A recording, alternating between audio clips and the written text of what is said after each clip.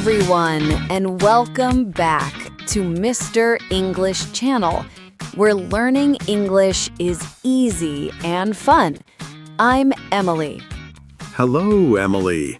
It's great to be here with all of our amazing listeners. How are you today?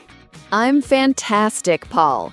I'm so excited about our topic today. It's a big one. Oh, yes. It's something many learners ask about.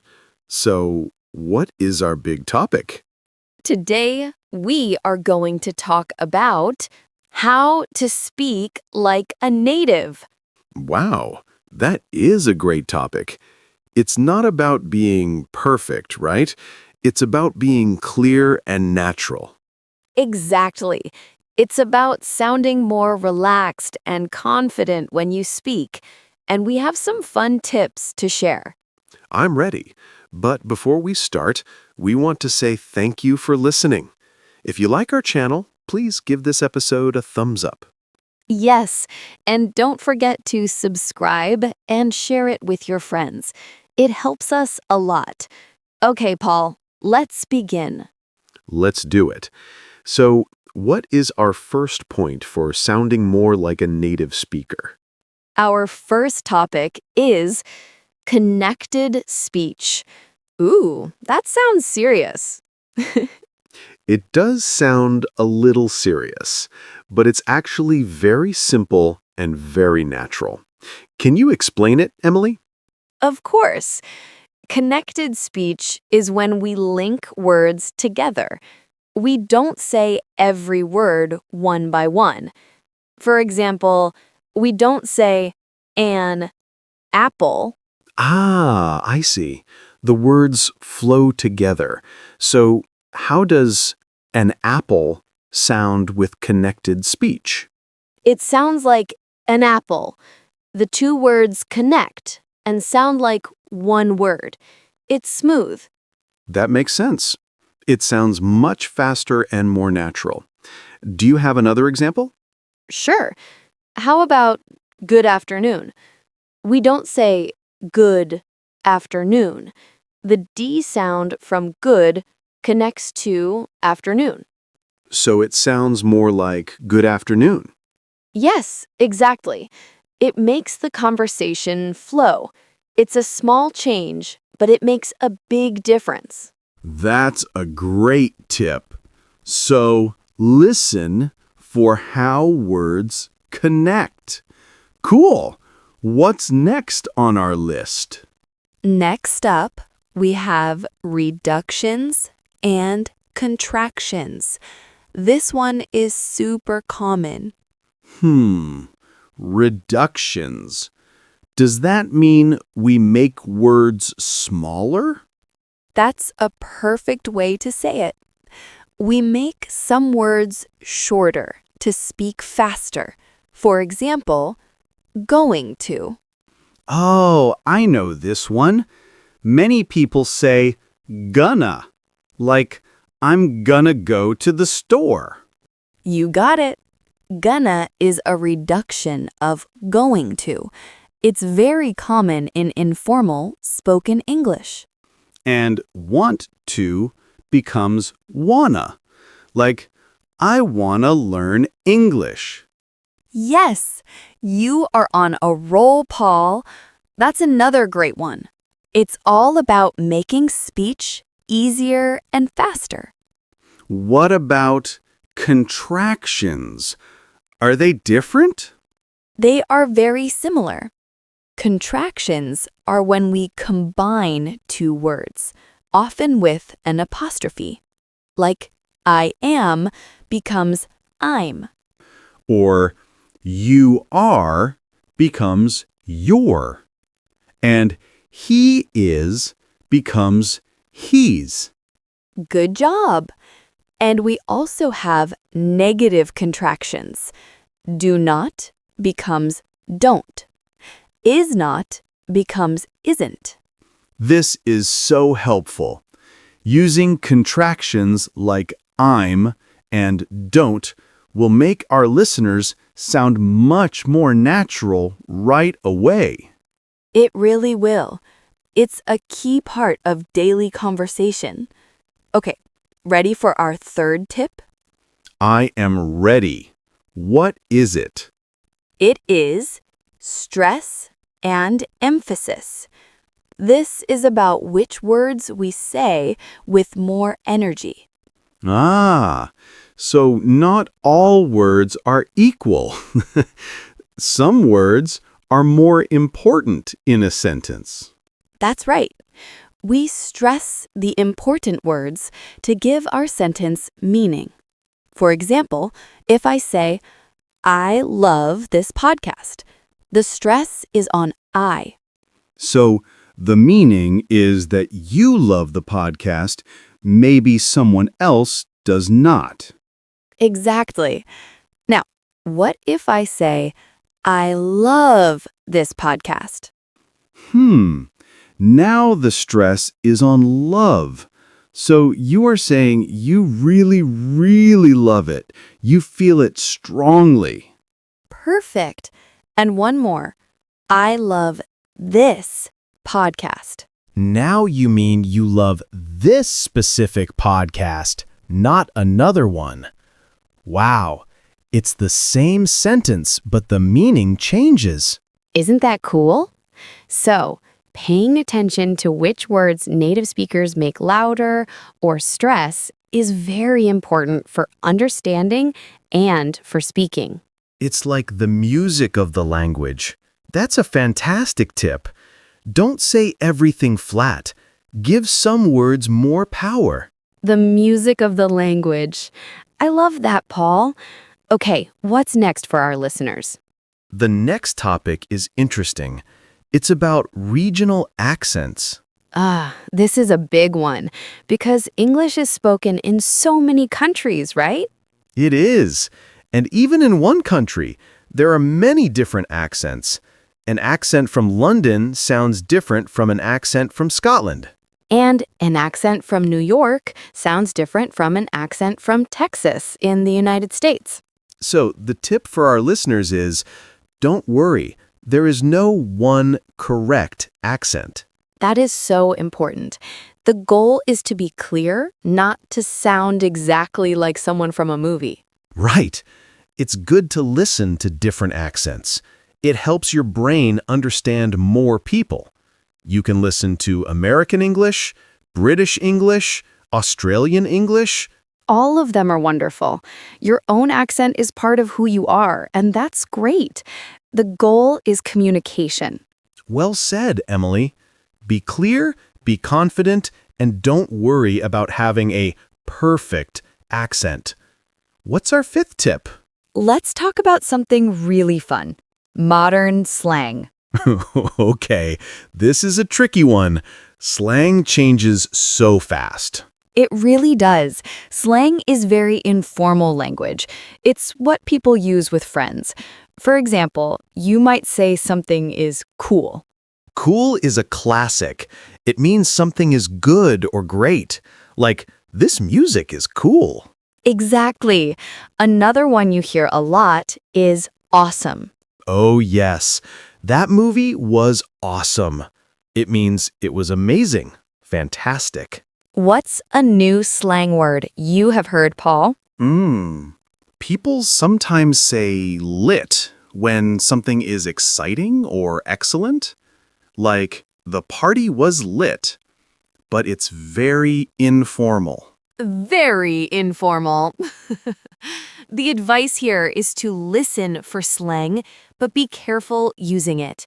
It's best to start with very common and safe words like cool or awesome. I agree.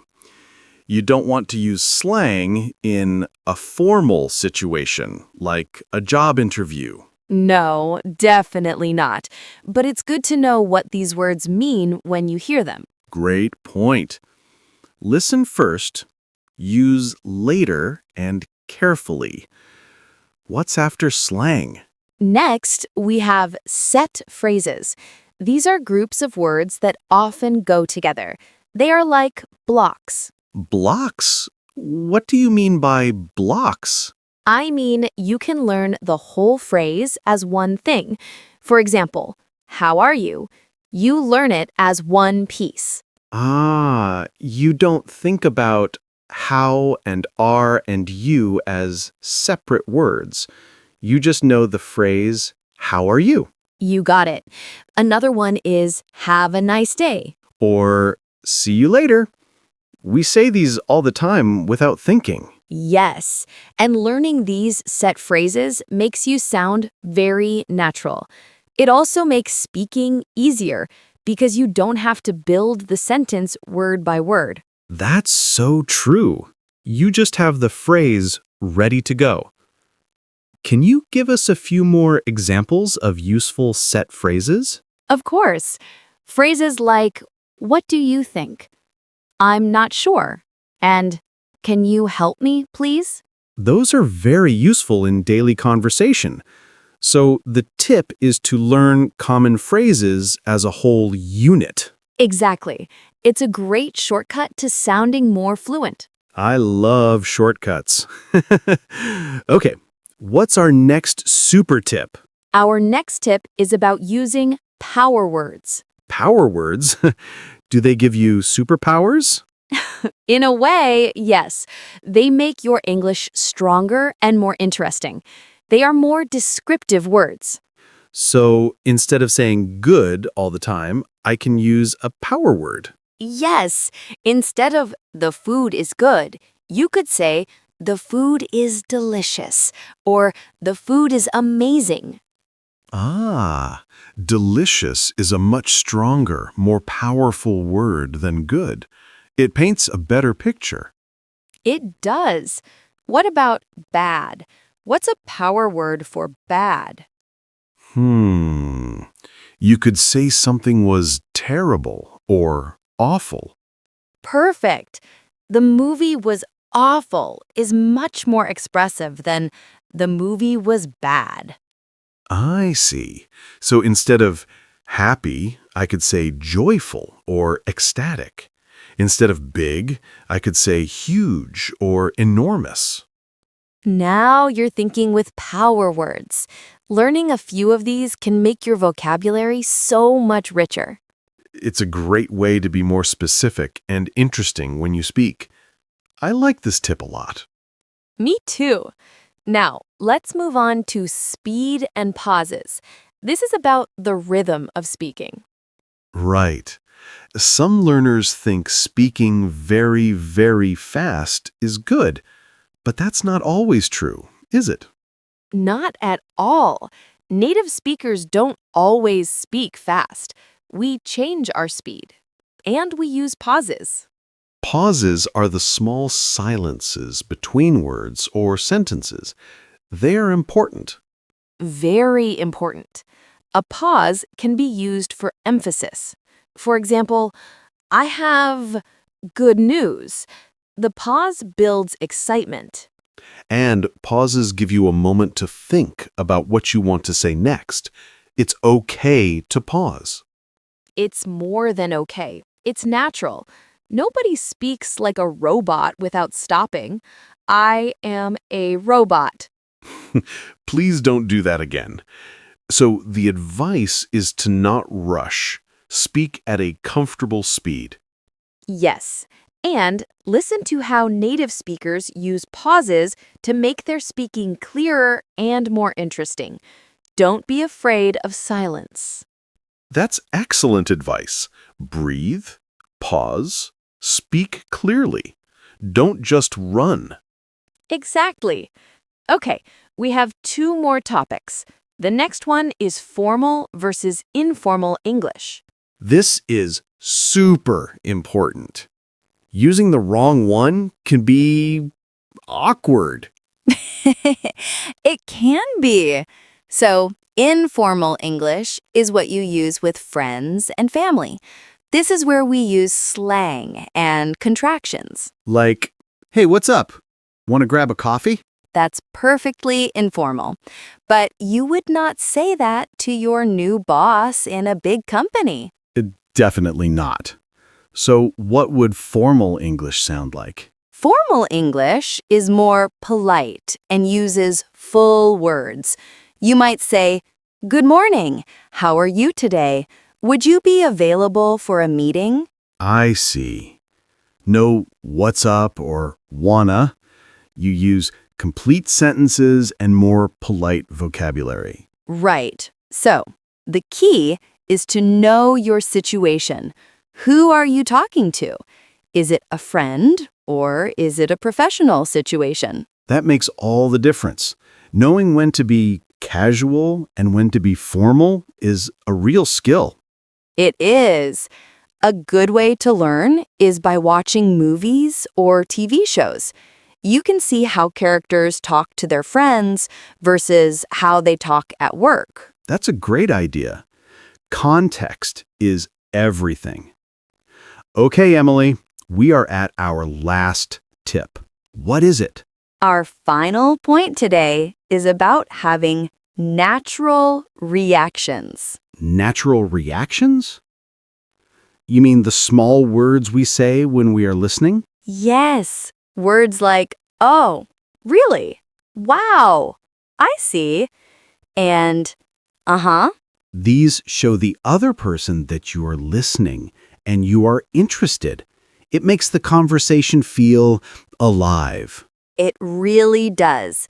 Imagine if I tell you, I bought a new car, and you just stay silent. That would be so strange. I would probably say, wow, that's amazing. Or, oh, really? What kind? Exactly. Those are natural reactions. They are a big part of a real conversation. So when you're listening to someone, it's good to make these small sounds and ask small questions. Yes, it shows you are engaged. You can say, to show you're thinking, or right, to show you agree. It's not just about speaking. It's about how you listen and react. That's a wonderful final tip. I think so too. It connects all the other points. It's about being part of a natural, flowing conversation. Wow! Emily, these 10 tips are fantastic. We talked about connected speech, contractions, stress, accents, slang, set phrases, power words, speed, formal English, and natural reactions. It was a lot, but hopefully, it was all very helpful for our listeners. Remember, you don't need to be perfect. Just try one or two new things. That's great advice. Start small. Maybe try using more contractions this week, like I'm and don't. Or try using a power word like delicious instead of good. Every little step helps. It really does. Well, that's all the time we have for today's episode. This was so much fun. It was. We hope all of you enjoyed it. If you found these tips helpful, please let us know in the comments. Yes, tell us which tip you are going to practice first. We love reading your comments. And don't forget to subscribe to Mr. English channel and share this episode with anyone who is learning English. Thank you all for listening. Keep practicing, and we will see you in the next episode. Bye for now. Keep learning and have fun.